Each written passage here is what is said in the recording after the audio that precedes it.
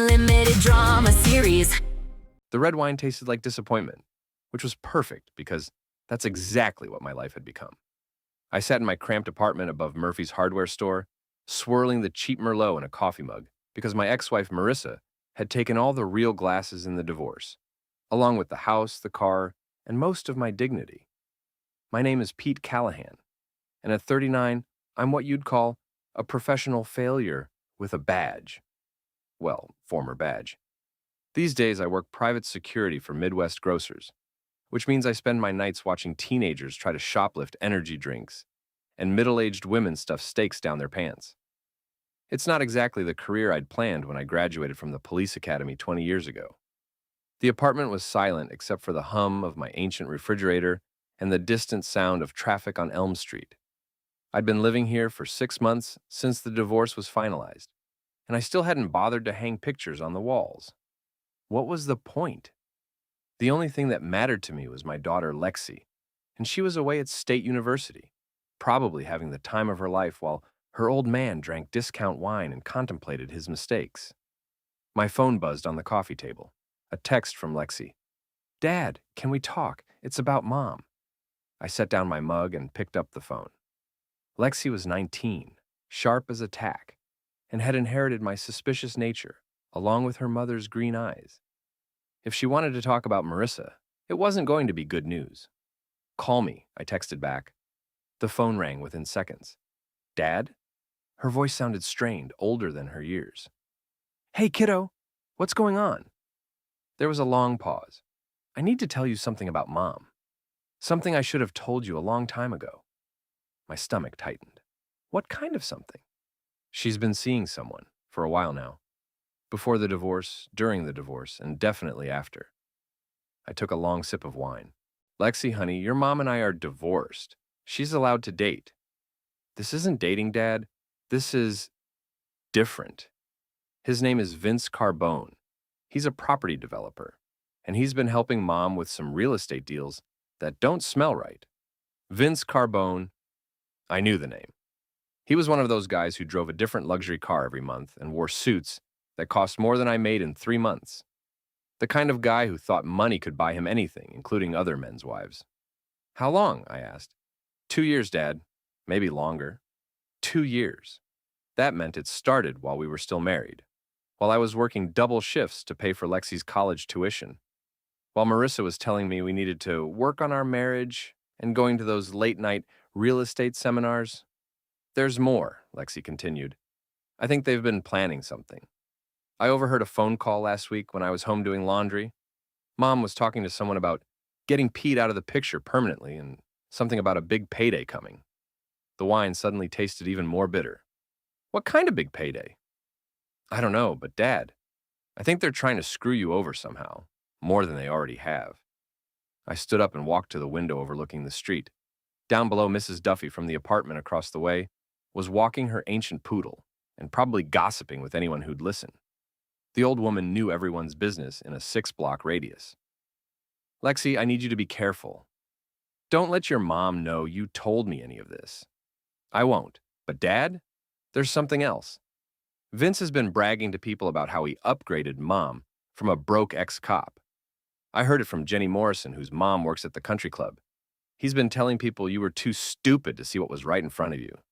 The anger hit me like a physical blow. It was one thing to steal my wife.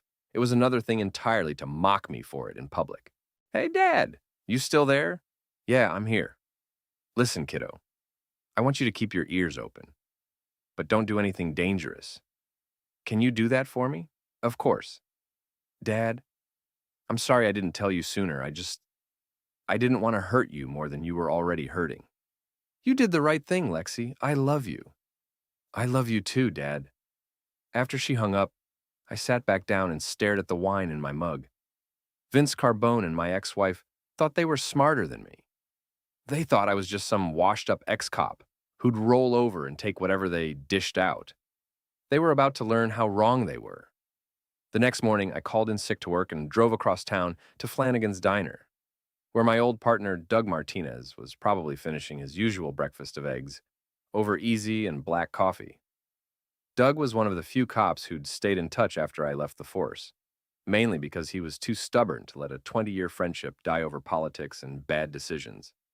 I found him in his usual booth, reading the sports section and scowling at the Browns' latest loss. "Well, look what the cat dragged in," he said without looking up. "Pete Callahan, retail security specialist."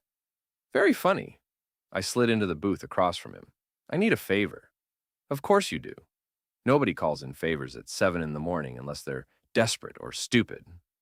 "Which one are you today?" "Probably both. I need you to run a background check on someone." Doug folded his newspaper and gave me the look he used to reserve for suspects who were obviously lying. "Official business or personal stupidity?" "Personal stupidity. But it might become official business depending on what we find." I told him about Vince Carbone, about Lexi's phone call, and about the growing suspicion that my ex-wife and her new boyfriend were planning something that went beyond simple adultery. "Vince Carbone," Doug said, pulling out his phone. "Yeah, I know the name. He's been on our radar a few times. Nothing we could make stick, but the guy's dirty. Real estate fraud, mostly.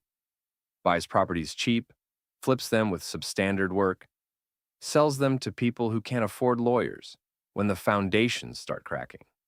"What kind of fraud?" "The kind where he bribes inspectors to look the other way and uses shell companies to hide his involvement when the lawsuits start flying. Smart enough to stay out of jail, stupid enough to keep doing it." Doug made a few calls while I ordered coffee and tried to look like I wasn't eavesdropping on every word. 20 minutes later, he had a folder full of information that made my blood pressure spike. "Your boy Vince has been busy," Doug said, sliding a photograph across the table. It showed Vince and Marissa coming out of the Hilton downtown, her hand on his arm, both of them laughing at some private joke. "When was this taken?" 3 weeks ago. But here's the interesting part. He showed me another photo, this one of Marissa and Vince meeting with a man I didn't recognize outside a construction site. That's Harold Oates, Marissa's boss at Pinnacle Realty. Word is the three of them have been working together on some deals that might not pass the smell test. "What kind of deals?" "The kind where they buy distressed properties, get them rezoned through creative paperwork, then flip them to developers for 10 times what they paid. All perfectly legal if you don't look too close at the paperwork." I studied the photos. Marissa looked happy, relaxed, like she was exactly where she wanted to be. It was the same expression she used to have when we were first married, back when she still pretended to love me. "There's more," Doug said. "I talked to a guy I know in financial crimes. Marissa's been making cash deposits that don't match her declared income. Big deposits. The kind that make the IRS curious. How big? Big enough that she's living way above her means. That apartment she moved into after the divorce? $3,000 a month. Her car payments, $800. Her credit cards? Maxed out and somehow getting paid off every month." I felt something cold settle in my stomach. "She's laundering money. That's what it looks like. And if she gets caught, she's going to need someone to blame. Someone like an ex-husband who might have had access to her accounts during the marriage." The pieces were starting to come together, and I didn't like the picture they were forming. Marissa and Vince weren't just having an affair. They were planning to use me as a fall guy for their financial crimes. "Doug, I need another favor." "I figured you might." "I need surveillance equipment. Nothing fancy, just enough to document what they're doing." Doug was quiet for a long moment. "Pete, you know I can't officially help you with anything illegal. I'm not asking you to. I'm asking you to help an old friend gather evidence of crimes being committed against him." "That's a pretty fine line you're walking." "It's the only line I've got left." Doug sighed and finished his coffee. "I might know a guy who sells security equipment to private investigators. Completely legal stuff. Recording devices, cameras, that sort of thing."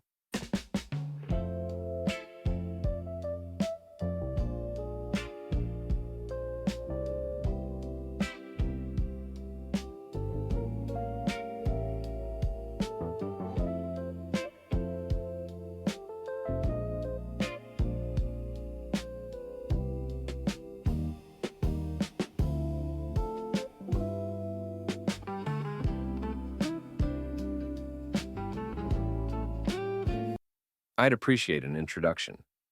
"Pete, be careful. These people have already proven they're willing to destroy your life to get what they want. Don't give them an excuse to do worse." I shook his hand and headed for the door. Doug? They already did worse. Now it's my turn.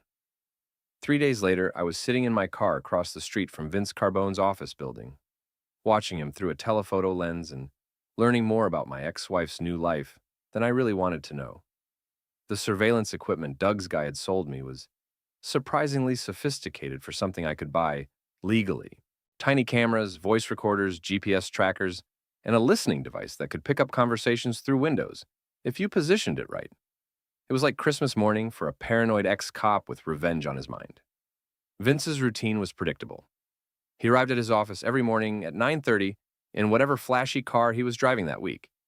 This week, it was a silver Porsche that probably cost more than I'd make in 2 years. He'd spend a few hours making phone calls and meeting with clients, then head out for a long lunch at one of the expensive restaurants downtown. That's where he met Marissa. I watched through my camera lens as she walked into Romano's, the kind of place where they charge $30 for a steak and act like they're doing you a favor. She was wearing a red dress I'd never seen before, and jewelry that definitely wasn't in her collection when we were married. They sat at a corner table, heads close together, talking in the animated way people do when they're planning something exciting. I couldn't hear what they were saying from across the street, but their body language told the story. Marissa kept pointing at papers Vince had spread on the table. He kept nodding and making notes. Every few minutes, one of them would look around to make sure no one was listening. After an hour, they left together. I followed them to a construction site on the east side of town, where they met with Harold Oates and two men I didn't recognize. One was wearing a hard hat and looked like a contractor. The other was in an expensive suit and kept checking his watch like he had somewhere more important to be. I parked behind a pile of construction materials and used the telephoto lens to get close-up shots of the meeting. The listening device was just barely in range, but I caught fragments of conversation that made my blood run cold. Pete doesn't suspect anything. Paperwork needs to be backdated. If anyone asks, the payments came from his account. Stupid enough to believe whatever story we tell him. I took pictures of everyone at the meeting, recorded what I could of their conversation, and made notes about the time and location. It wasn't enough to take to the police yet, but it was a start. That evening, Lexi called with more information. Dad, I did some digging online. Vince Carbone has been married 3 times, and all 3 of his ex-wives filed restraining orders against him. What kind of restraining orders? The kind you file when someone threatens to ruin your life if you don't do what they want. One of his ex-wives, Patricia Carbone, has a blog where she talks about financial abuse and emotional manipulation.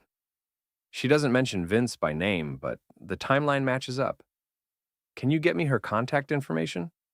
Already done. I sent you her email address. Dad, be careful. This guy sounds dangerous. I will be. How are your classes going? Don't change the subject. I'm worried about you. You don't need to worry about me, kiddo. I'm a big boy. That's what I'm afraid of. Promise me you won't do anything stupid. I promise I won't do anything unnecessarily stupid. How's that? It'll have to do. I love you, Dad. I love you too. After we hung up, I opened my laptop and started researching Vince Carbone's business dealings. What I found was a pattern of fraud, manipulation, and intimidation that went back almost 15 years. The man was a predator who specialized in finding vulnerable people and exploiting their weaknesses. The question was, what was I going to do about it? Patricia Carbone agreed to meet me at a coffee shop in Westerville, about an hour outside the city. She was a small woman in her 40s with tired eyes and the kind of careful posture that comes from years of looking over your shoulder. You're Pete Callahan, she said when I introduced myself. It wasn't a question. How did you know? Because Vince has been bragging about stealing your wife for months. He thinks it's hilarious that you don't know what's coming. We found a quiet table in the back of the coffee shop, away from other customers. Patricia ordered green tea and kept her purse clutched in her lap like she might need to run at any moment. What did he do to you? I asked. Everything he's probably planning to do to you? Vince doesn't just steal money, Mr. Callahan. He steals lives. He finds people who trust him, gains access to their finances, their homes, their families, and then he systematically destroys them. She told me a story that was both horrifying and familiar. Vince had pursued her while she was married to her first husband, convinced her to leave him. then slowly isolated her from her friends and family. He'd used her credit to finance his business deals, forged her signature on documents, and when she finally tried to leave him, he'd threatened to have her arrested for fraud. The worst part, she said, is that he makes you complicit in your own destruction. By the time you realize what's happening, you're in so deep that fighting back seems impossible. How did you get away? I got lucky. A friend of mine was a forensic accountant, and she helped me document what Vince had done. We built a case that was strong enough to convince him that destroying me would cost him more than it was worth. Do you still have that documentation? Patricia smiled for the first time since we'd started talking. Mr. Callahan, I have documentation on everything Vince Carbone has done for the past 10 years. Financial records, recorded conversations, photographs, emails. I've been building a case against him ever since I got free.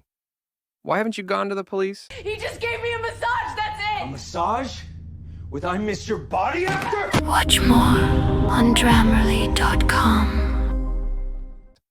Because Vince is smart. He never does anything that's clearly illegal. He operates in gray areas, uses other people's names on documents, and always makes sure he has someone else to blame if things go wrong. She leaned across the table. But you know what his weakness is? His ego. Vince can't resist bragging about how clever he is. If you can get him talking, he'll tell you everything you need to know. How do I do that? Make him angry. Vince loses his temper when people don't react the way he expects them to. If you can make him feel like he's losing control, he'll say things he shouldn't say. Patricia gave me copies of financial records that showed Vince's pattern of fraud going back years.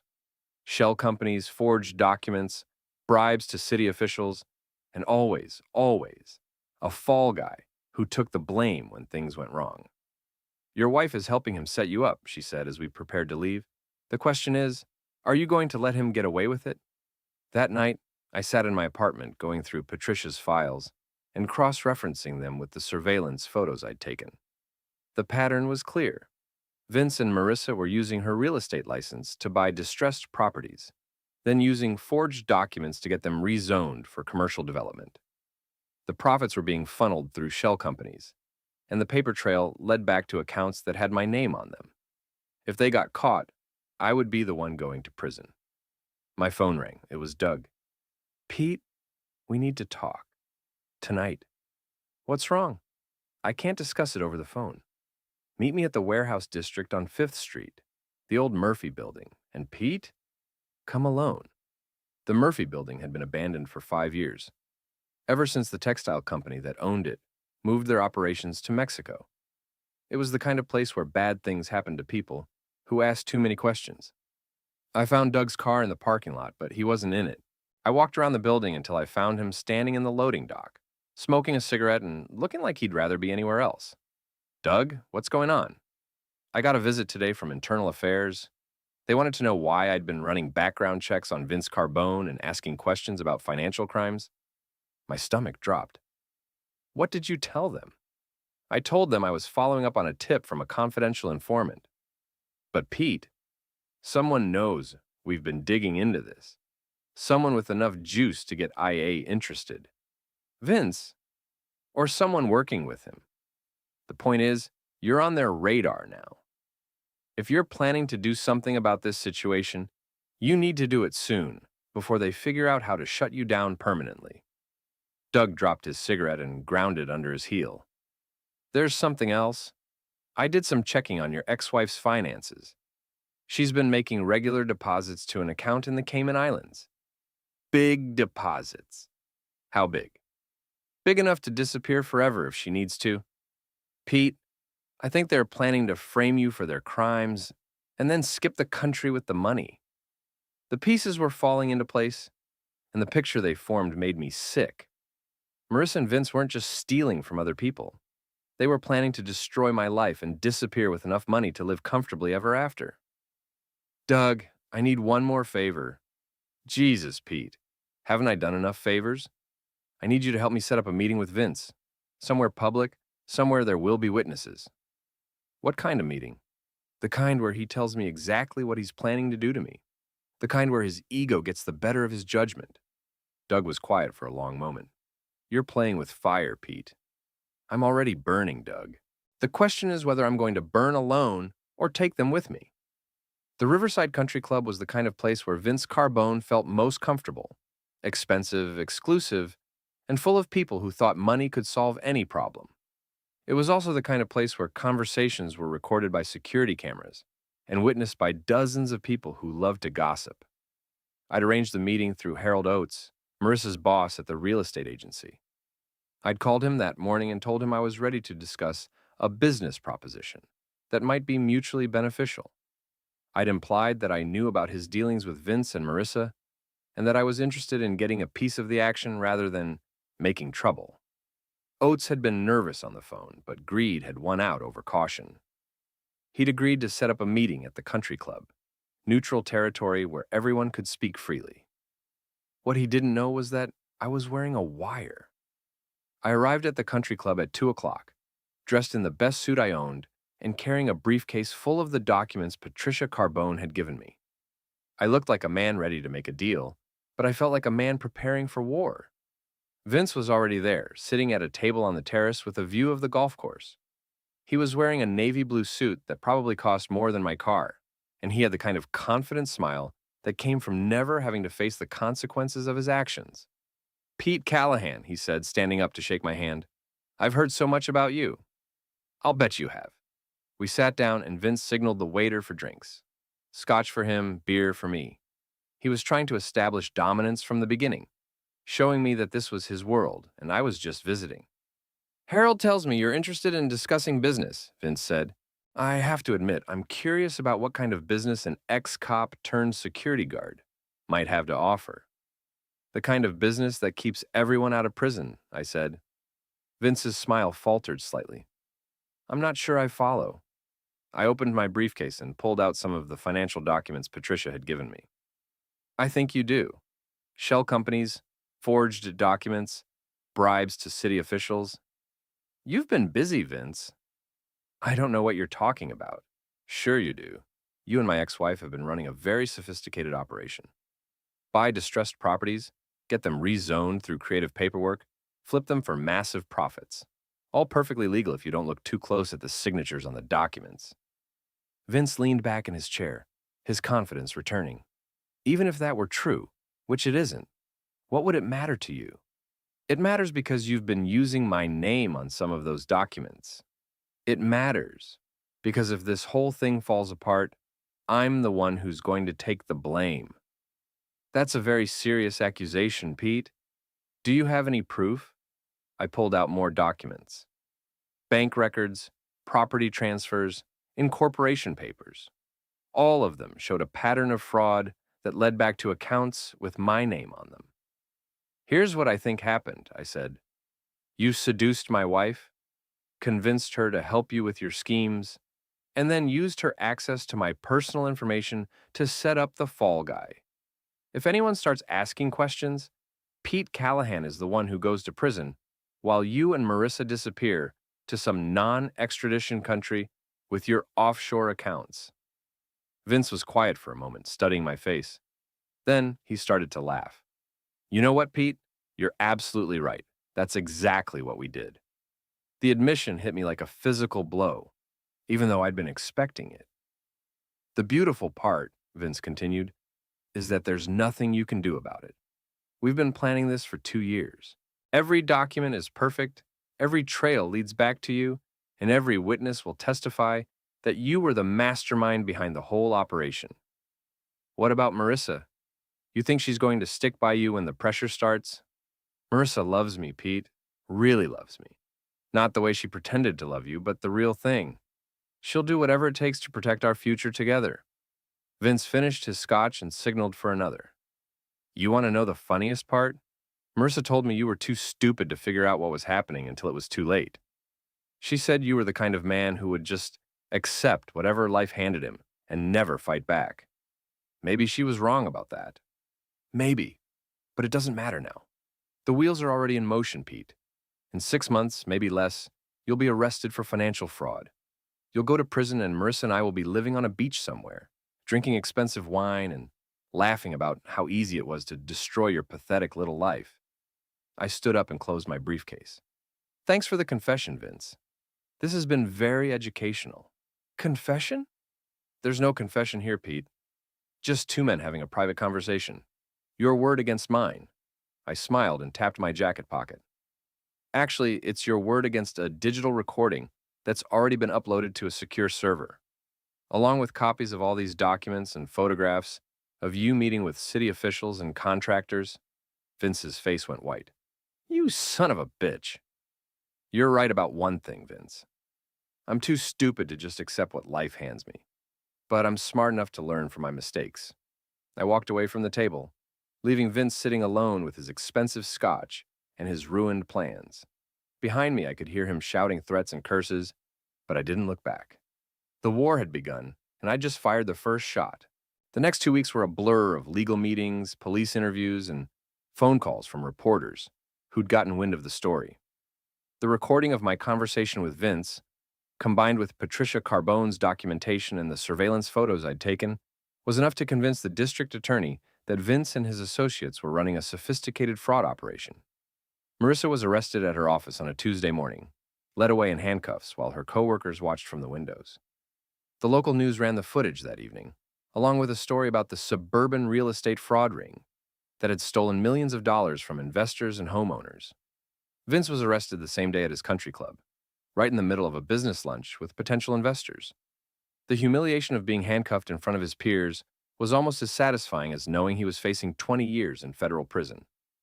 Harold Oates rolled over on his partners within hours of being arrested, providing prosecutors with even more evidence of the conspiracy. The man who'd helped destroy dozens of families was suddenly eager to cooperate in exchange for a reduced sentence. But the best part, the part that made all the risk and planning worthwhile, came 3 days later when Lexi called me with news that made me smile for the first time in months. Dad, you need to see the news. Channel 7, right now. I turned on the television just in time to see a reporter standing outside the federal courthouse, interviewing Patricia Carbone about her role in exposing the fraud ring. Mrs. Carbone, how does it feel to know that your evidence helped bring down the man who destroyed your life? Patricia looked directly into the camera. It feels like justice. Vince Carbone spent years convincing people that he was untouchable, that he could destroy anyone who stood up to him. Today, he learned that nobody is untouchable. The reporter turned to face the camera. Federal prosecutors say this case could be the largest real estate fraud prosecution in the state's history, with damages estimated at over $50 million. Vince Carbone and his associates are facing charges that could result in life sentences. I turned off the television and called Lexi. How does it feel, Dad? It feels like I can breathe again. Are you going to be okay? Financially, I mean? Better than okay. It turns out that when you help the FBI take down a major fraud ring, they're very generous with the reward money. Plus, Patricia and I are filing a civil suit against Vince for the damage he did to our lives. His lawyers think he'll settle out of court rather than risk a jury trial. What about Mom? That was the hardest question. Marissa had been released on bail, but her real estate license had been suspended and her assets frozen pending the outcome of the criminal trial. She'd called me twice, begging me to help her, claiming that Vince had manipulated her into participating in the fraud. Your mom made her choices, Lexi. Now she has to live with the consequences. Do you hate her? I thought about that for a moment. No, I don't hate her. I pity her. She threw away 20 years of marriage and destroyed her relationship with you for a man who was planning to abandon her the moment things got difficult. I love you, Dad. I love you too, kiddo. 6 months later, I was sitting in a much nicer apartment, drinking much better wine, and reading about Vince Carbone's sentencing in the newspaper. 25 years in federal prison, with no possibility of parole for 15 years. Marissa had received a lighter sentence in exchange for her cooperation, but she was still facing 5 years in prison and would never work in real estate again. The doorbell rang. I opened it to find Doug Martinez standing in the hallway with a bottle of champagne and a grin. Congratulations, you magnificent bastard, he said. I heard about the civil settlement. $2.5 million, I said. After lawyers' fees and taxes, it's enough to pay for Lexi's graduate school and buy myself a house with a view. We opened the champagne and toasted to justice, friendship, and the satisfaction of watching bad people get what they deserved. You know, Doug said, when you first asked me to help you investigate Vince Carbone, I thought you were just a bitter ex-husband looking for revenge. I was a bitter ex-husband looking for revenge. Yeah, but you were also right. Sometimes the system works exactly the way it's supposed to. Sometimes, I agreed. But sometimes, you have to help it along. My phone buzzed with a text message. It was from Lexi. Dad, I'm proud of you. See you next weekend for dinner. I showed Doug the message. That's the only opinion that matters. What are you going to do now? I'm thinking about going back to school. Maybe getting a degree in forensic accounting. It turns out I have a talent for following paper trails and catching people who think they're smarter than everyone else. The world needs more people like that. Yeah, I said, raising my glass. It does. Outside my window, the sun was setting over the city, painting the sky in shades of red and gold. Somewhere out there, Vince Carbone was sitting in a federal prison cell, probably wondering how his perfect plan had gone so wrong. Somewhere else, Marissa was starting a new life, without the luxury and excitement she'd thought she wanted. And here I was drinking good champagne with an old friend, planning a future that looked brighter than anything I'd imagined 6 months ago.